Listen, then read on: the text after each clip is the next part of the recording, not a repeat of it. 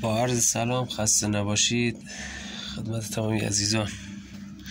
پارت 6 هست و در پارت قبلی 5 عمل رافل کردن رو بهتون گفتیم و بعد اینکه بستر سفید شد پلاستیکا سفره یک بار مصرف رو جمعش کردیم و توی پارت 6 که این باشه رفتیم توی مرحله شوک‌دهی. خب شوک‌دهی چجوریه؟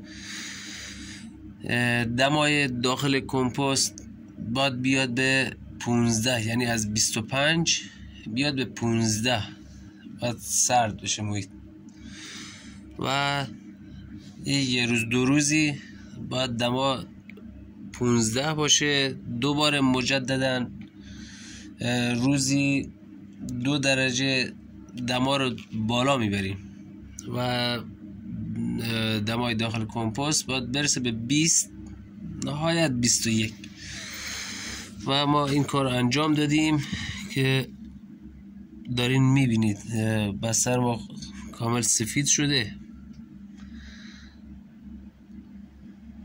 میبینید توی تصویر کامل سفید شده و انشالله خدا بخواد دیگه کم کم باید قارچما رویت بشه. تو مرحله ته سنجاقکی ما بهش میگیم اصطلاحاً باید تو چنین مرحله باشیم و دوباره باز واسهتون ویدیو میگیرم میذارم.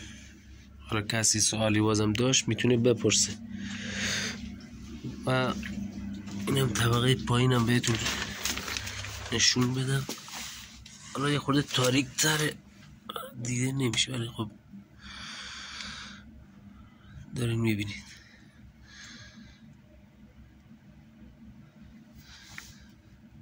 و اینم بگم که توی چین مرحله واسه آبیاری آبدیش یه خورده کم حالت شبنم باید روی بستر باشه. زیاد آب بدین کمپوست ما خراب میشه، یعنی حالت شبنم یه خورده رطوبت روی بستر باشه، نه زیاد، یه خورده کم.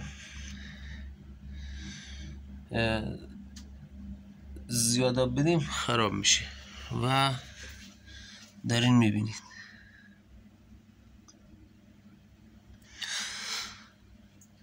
و کسی سوال چیز داشت میتونید بپرسه و ممنون میشم که حمایت کنید، کانال رو سابسکرایب کنید و سوالی داشتین بپرسین حتما توی کامنت ها بذارین که جواب بدم بهتون. ممنون، تشکر.